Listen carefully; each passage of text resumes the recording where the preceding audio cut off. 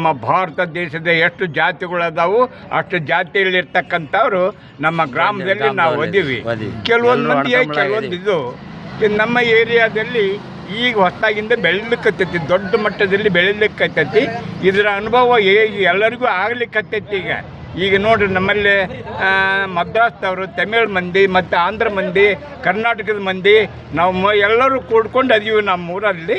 ಈಗ ಒಂದು ಭಕ್ತಿ ಭಾವ ಹೆಚ್ಚಾಗ್ತಿದ್ದರಿಂದ ಅವರು ಸತ್ಯವನ್ನು ನಮ್ಮಲ್ಲಿ ಕೂಡಿಕೊಂಡು ನಮ್ಮ ಮುಟ್ಟಕ್ಕೆ ಅವರು ಸತ್ಯನೊಂದು ದವಸ ಧಾನ್ಯ ರೊಟ್ಟಿ ಮಾಡಿಕೊಟ್ಟಿದ್ದಾರೆ.